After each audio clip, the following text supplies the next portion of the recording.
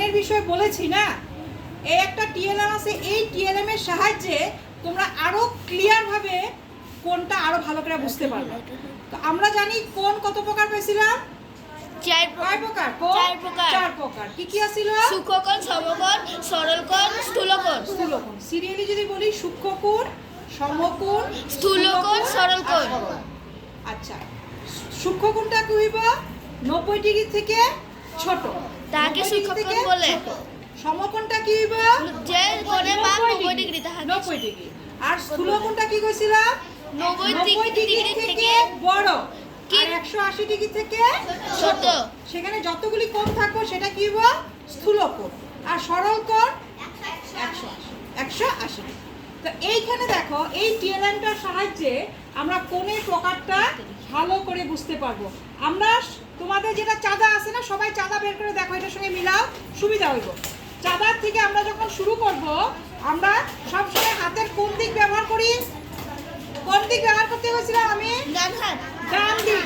সবসময় কোণ যখন আমরা আঁকবো তখন আমরা চাঁদার দুইটা স্কেল থাকে, একটা ভিতরের স্কেল, একটা বাইরের স্কেল।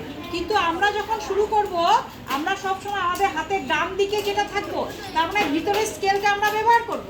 তো এইখানে আমি একটা পয়েন্টার দেওয়া আছে এখানে, এই পয়েন্টারের সাহায্যে আমি তোমাদের কোণের প্রকারগুলো বলবো।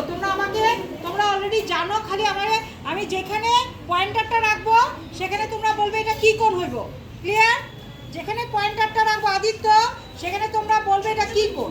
তো আমাদের চাঁদাতে স্টার্টিং কোণ থেকে হয়েছে চাঁদায় 0 থেকে। এখানে আমি দুইটা কোণে একসঙ্গে লিখছি 0 ডিগ্রি আর 360 ডিগ্রি। এখন এটা যখন আমরা ঘুরাই, এই দেখো, এটা ঘুরিয়ে যখন আমি আরো ঘুরাই,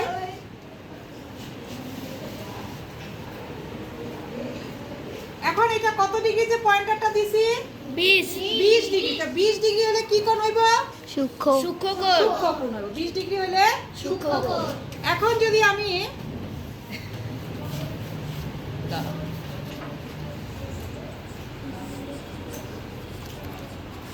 এক সেকেন্ড দাঁড়াও, হ্যাঁ, ম্যাম এটাকে এরকম বানাইছো? যেরকম বানাতে লাগে ওরকম বানাইছে।